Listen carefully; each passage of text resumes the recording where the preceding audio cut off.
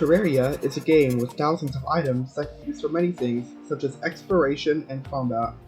With so many items in the game, there are bound to be some that are worse than others. So today, I made a list of the worst items in Terraria.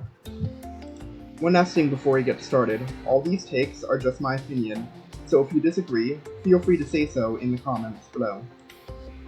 Number 10. The Stardust Cell Staff. The Stardust Cell Staff is a pre-Moon Lord summon weapon that's crafted at an ancient manipulator with 18 Stardust fragments. Using it summons a minion resembling a Star Cell enemy. The minion shoots a projectile at enemies that latches on to enemies, dealing 60 damage with the initial projectile and 20 DPS when a projectile is attached to the enemy. While alone, the weapon isn't terrible. It is obtained at the same time as the Stardust Dragon Staff, a much better weapon also crafted with Stardust fragments. Other options, such as the previously mentioned Stardust Dragon Staff and the Terra Prisma, have caused the weapon to be practically obsolete, though despite this, it is still usable, unlike some other items on the list, which is why it is only placed at number 10.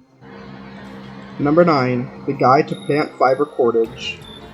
The Guide to Plant Fiber Cordage is a pre-boss accessory obtained from wooden chests or crates.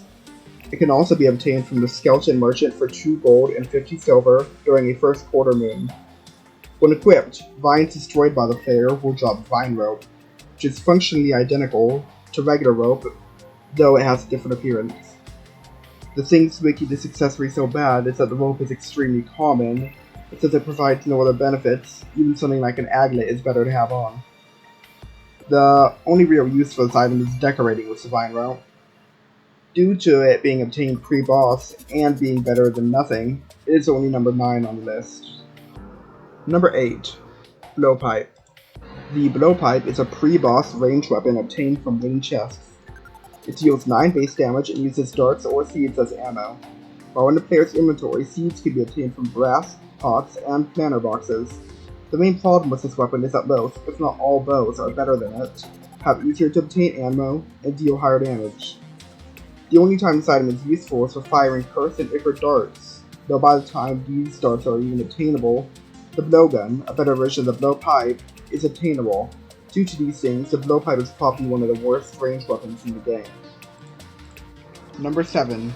Breathing Reed. The Breathing Reed is yet another pre-boss item. It can be obtained through water chests and ocean crates. It is a melee weapon that deals 10 damage and reduces breath loss when held. It also prevents breath loss completely as long as the tip of it is outside of the water and not in a block. This item, despite dealing damage, isn't intended to be a main weapon, as its main purpose is to extend water breathing. The problem with it is that it's possibly the worst water breathing option. Gil's potions give full water breathing for 4 minutes, and the diving helmet, along with its upgrades, give extended breath time without you having to hold it. There also isn't much reason to go underwater for extended periods of time in Villain Terraria. Due to these things, but the Breathing Reed isn't even worth having in your inventory. Number 6. Hellfire Treads. The Hellfire Treads are a pre-hard mode accessory that can be crafted with Spectre Boots and Flamewalker Boots. When equipped, they allow you to run faster, fly for a short time, and cause a peri-visual fire effect when they are worn. You may be thinking that this item doesn't sound useless, and you would be partially correct. While the Hellfire Treads provide all the effects of Spectre Boots, plus the fire effect, it has one major issue. Unlike the Spectre Boots, it cannot be upgraded into the Lightning Boots. This means that the Hellfire Treads are a direct downgrade to the Spectre Boots, and there is no real reason to craft them. And besides, if you want the fire effect, then the Flamewalker Boots, which are used to craft it, can also be worn in the vanity slot for the same effect. Number 5. Ruler. The Ruler is a pre-hard mode weapon bought from the Goblin Tinkerer for 10 silver. It is a melee weapon that deals 12 damage with very short range. The item used to be useful back when it was an informational accessory that showed the measurement, though it got changed to a melee weapon when the measuring tool was added to the inventory instead. Now, as a melee weapon, the Ruler is pretty much useless. It has low damage for a weapon obtained after the Goblin army, and due to its short range, you'll likely get hit while using it. It also loses points for being sold by the greediest NPC in any game I have ever played. I mean, seriously. Just give me Legendary Zenith.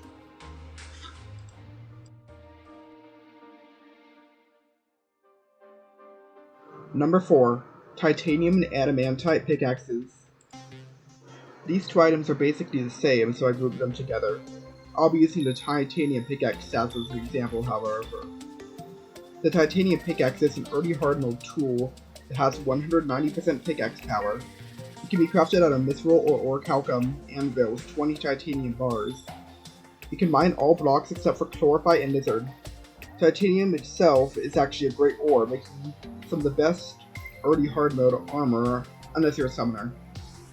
The problem with the pickaxe is that it's a complete waste of 20 titanium bars. Despite technically being better than the mithril pickaxe, the titanium pickaxe can't mine anything that mithril can't. Due to this, it's best to save your titanium for armor and weapons and just upgrade directly to the pickaxe axe. Number 3. Dark Mage's Tome. The Dark Mage's Tome is a pre-hard mode Master Mode exclusive mount that has a 25% chance to be dropped by the Dark Mage, event boss in Master Mode. The mount allows you to hover above the ground for 5 seconds at a time. It also cancels fall damage. This one is bad because literally every other mount in the game is better. It can also easily get stuck on blocks, and since it can't go up, you have to dismount, jump, and then mount again. This is already the worst mount in the game, but it looks even worse when you compare it to other Master Mode mounts. The Goat Skull, dropped by Wall Flesh, is an extremely fast land mount that deals damage to enemies that you run into. The Black Spot, dropped by the Flying Dutchman, allows infinite flight, and a Hex Branch is basically a better Goat Skull. There's literally no reason to use this mount over any other. Number 2. Pearlwood Weapons and Armor. Due to there being a large number of Pearlwood items, I'll be using the Pearlwood Sword as an example. The Pearlwood Sword is an early hard mode melee weapon crafted with 7 Pearlwood at a workbench. It deals 30 damage. Though the Pearlwood set is technically the strongest wood set, it is by far the worst. This is due to it being a hard mode exclusive due to the Hollow biome, the biome where Pearlwood grows, only appearing after the Wall of Flesh is defeated. If you compare the Pearlwood Sword to the Breaker Blade, a sword dropped by the Wall of Flesh, it becomes even more clear how bad this weapon is. The Breaker Blade deals 70 damage, while the Pearlwood Sword deals 30 damage. It is also worth noting that the Knight's Edge, a pre-hard mode weapon, also has higher damage. This means you would be better off using a pre-hard mode weapon than Pearlwood. And now, for the worst item in Terraria. Number 1. The Gravity Globe. The Gravity Globe is an endgame accessory that is dropped by Moonlord in Expert Mode and above. When equipped, it allows the player to switch gravity by pressing up. While it is technically a better version of the gravitation potions, which do the same thing for duration, it is much worse due to being an endgame item, so by the time you get it, you already have a mount that provides infinite flight and or a better accessory, such as the soaring insignia. These items make the Gravity Globe practically useless.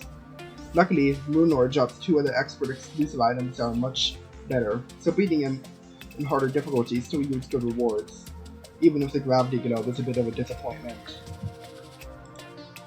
Making this video, I realized the real worst items were the friends who made along the way.